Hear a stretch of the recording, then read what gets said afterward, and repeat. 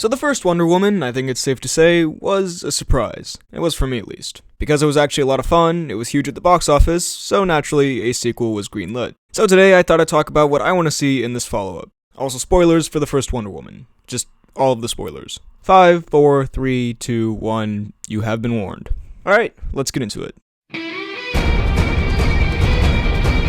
One of my favorite parts, if not my favorite part of the first film, was Chris Pine as Steve Trevor. He was funny, he was relatable, he was a really good character played by a really charismatic actor. So even though he died at the end of the first film, I think the sequel would benefit from having him there. Sure, that does detract from that sacrifice. And yes, I know we're all sick of the superhero cliche of no one actually ever dying, but this is one where I'd make an exception. I think the positives of him actually being in the sequel outweigh the negatives of it kinda taking away from that death. I love Diana and Steve's dynamic, so of course I want to see more. This does raise a few questions. 1, how does he come back? Honestly, that shouldn't be a problem at all. This is the DC Extended Universe, it's not the Nolanverse anymore. There are aliens and fishmen and Greek gods and everything. It shouldn't be too complicated to get him back. I remember rumors from a while back that this was going to be set in the 80s, which could be cool, I suppose, but from memory in Justice League, Diana was quite hung up on Steve and never mentioned that one time he came back to life in the 80s and then died again. So for Steve Trevor purposes, and also just because I think it would be cool to see, I would set this in the modern day, post-Justice League.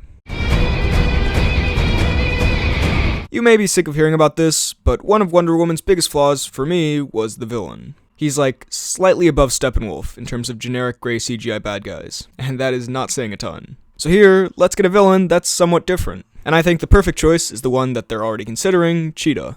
And while I was recording this, she was just announced as the official villain with Kristen Wiig. I'll get to that in a second. For one, she has a much more interesting backstory and motivation, and I feel like that could also offer a way more interesting conflict with Wonder Woman. Plus, the action could be infinitely better. I had a wish that just said better action in third act, but I think that plays into this as well. I'm 99% sure that Cheetah doesn't shoot CGI blue lightning, so that's already a plus for the action. Plus, if they actually develop Cheetah's character more, the final battle could actually be somewhat emotional, as opposed to the villain just screaming the most generic villain dialogue of all time. Then I will destroy you! Now, as far as Kristen Wiig as the character, I never really saw Kristen Wiig as a supervillain, but hey, maybe this could totally surprise us. Some people will bring up Heath Ledger, some people will bring up Jesse Eisenberg. From what I've seen, comedians usually are pretty good at playing more serious roles, at least relatively speaking. So hey, maybe she'll bring something interesting to the character.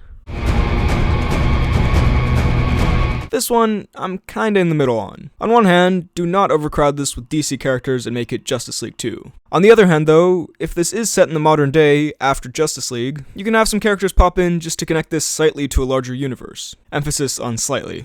I think a part of the first film's success was how standalone it was. You didn't really need to know anything about DC, and there were no super obvious future universe tie-ins. Batman didn't show up at the last minute to save the day or something. And I think that's a good thing. You don't want an Amazing Spider-Man 2 or Iron Man 2 situation.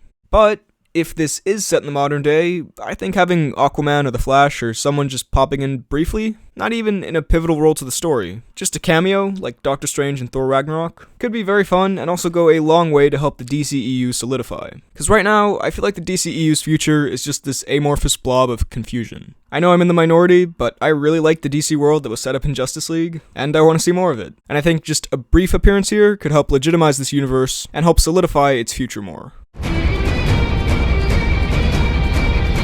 This is sort of similar to what I said about the Spider-Man Homecoming sequel. In the first film, Diana comes to the normal world, and there's quite a bit of fish-out-of-water comedy, because hey, she doesn't know how the world works, and you can't carry a sword into a clothes shop and whatnot. But now with this sequel, even if it isn't present day, if it's just in the 80s or something, let's be done with that. Let's see what she's learned and how she's changed and evolved, as sequels should do. Plus, that can lead to some more cool moments seeing her navigating cleverly through the modern world. So those were the things I want to see in Wonder Woman 2. What do you want to see? Let me know all of your thoughts down below in the comments. While you're at it, be sure to like this video, check out my Instagram and Twitter at BHL_Hudson, check out this podcast about movies and TV and whatnot I do every other week with a friend of mine, it's called The Poorly Planned Podcast, and subscribe for more videos like the one you just watched. Thanks for watching, and I'll see you next time.